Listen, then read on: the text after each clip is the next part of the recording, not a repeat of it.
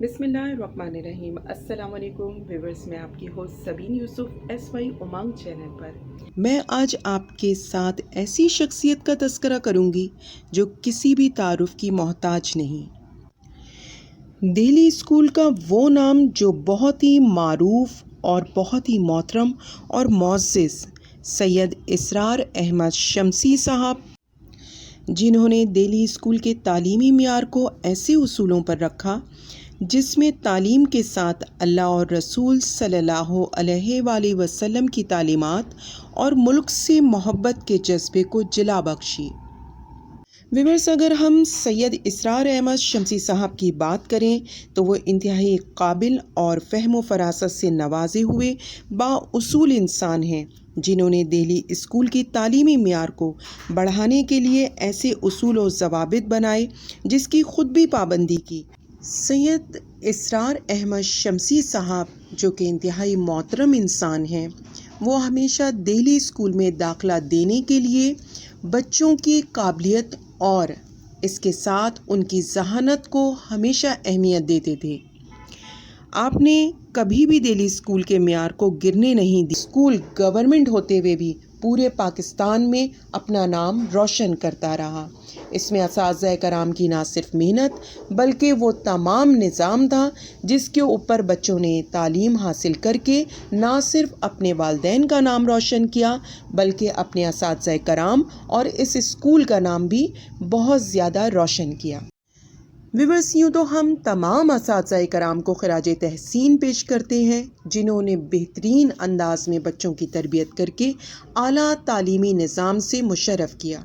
इसके साथ साथ मोहतरम सैयद इसरार अहमद शमसी साहब के हम शुक्रगुज़ार हैं और खिराज तहसीन पेश करते हैं, जिनको आज भी तालिबे इल्म बहुत इज़्ज़त से याद करते हैं और उनकी तरबियत और तालीम को अपनी ज़िंदगी का इनाम समझते हैं। बिस्मिल्लाहिर्रहमानिर्रहीम।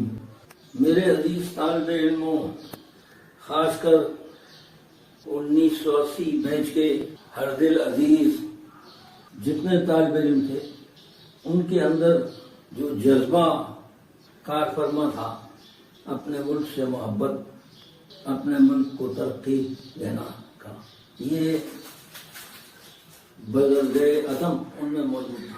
और उसी बैच के बच्चे हैं ये, जिनमें ये जोश और जज्बा बड़ी मुश्किल से पैदा होता है।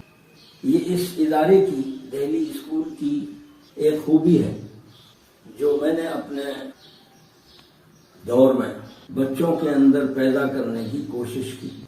इस्लामी रवायात, इस्लामी जोश व जज्बा, मुसलमानों की खोई हुई इज्जत को वापस लाने के लिए जद्दोजहद मेरे तालिबे इल्मों की खुसूसियत है। मेरे तालिबे इल्म मुझे अक्सर व बेशतर मिलते हैं, मुलाकात होती है, तो मैं उनसे एक सवाल करता हूँ कि बेटे ये बताओ, अब तो तुम माशाल्लाह जवान हो गए, जिंदगी की दौड़ में शामिल हो गए, उस वक्त में तुम तालिबे इल्म थे तो मेरी उस वक्त की सख्ती तुम्हें तकलीफ होती थी या नागवार होता था मेरा सख्ती करना? तो बच्चों का जवाब ये होता था कि नहीं, आपकी सख्ती की वजह से हमारी तालीम हो गई। अगर आप सख्ती न करते तो ये जज्बा पैदा नहीं हो सकता था। तालीम के मैदान में मेरे तालिबे इल्मों ने तकरीबन 11 या 12 बोर्ड की पोजीशंस हासिल की मेरे ही जोर। ये क्या जज्बा था? उनमें जो सलाहियत थी वो उन्होंने पूरी इस्तेमाल करके अपने इदारे का भी नाम रोशन किया, अपने वालिदैन का भी नाम रोशन किया और दूसरे तालिबे इल्मों के लिए एक तरक्की की राह मुतय्यन भी कर दी। चुनाचे बाद में भी बच्चे पोजीशन लेकर पूरी कराची में नुमाया नजर आने लगे और आज तक लोग कोशिश करते हैं कि उसी दिल्ली स्कूल में बच्चे को दाखिल कराएं। ये 23 तारीख जिसके सिलसिले में आप लोग यहाँ जमा हुए हैं, ये वही जज्बा है जो मैंने आप लोगों के अंदर पैदा करने की कोशिश की। मैं जब इस किस्म के जलसे में شریک ہوتا ہوں تو مجھے اپنے وہ دن یاد آتے ہیں جب علی گڑھ پاکستان کی تحریک کا مرکز ہوا کرتا تھا۔ اکثر و بیشتر علی گڑھ میں، ہمارے شہر میں، بالا قلعے کے اوپر جامع مسجد کے حسین میں مسلم لیگ کے جلسے ہوا کرتے تھے۔ مختلف لوگوں کا مختلف انداز تھا۔ ایک صاحب آتے تھے، وہ سب سے پہلے شعر پڑھتے تھے، کچھ ابھی دل کی ندی ہم نے چھپا رکھی ہے، ہم سکھا دیں گے ہر ایک ذرے کو طوفان ہونا، بے ادب ہم سے نہ اے گردش دورہ ہونا۔ اس زمانے میں مسلمانوں میں کوئی فرقہ نہیں تھا۔ جب میں یہ سوچتا ہوں اور آج کا دن دیکھتا ہوں کہ آج فرقوں کی لائن لگی ہوئی ہے، اس وقت میں مسلمان سب متحد تھے، نہ شیعہ تھے نہ سنی تھے۔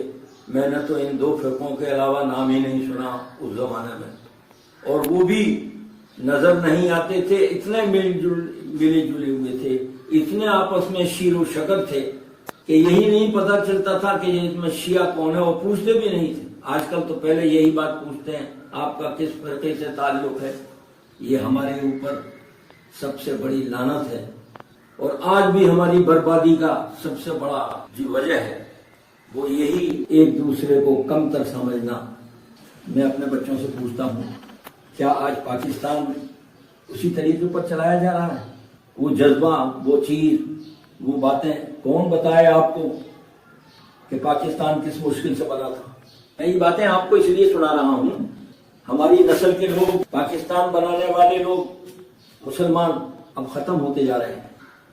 مجھے امید ہے کہ میری تھوڑی سی یہ باتیں سن کر اللہ تعالیٰ آپ کے اندر وہ جذبہ پیدا کرے کہ آپ اس پاکستان کو ترقی دیں، اور یہ پاکستان دنیا میں آپ کو اور اس ملک کو سربلند ہونے کا موقع عطا فرمائے۔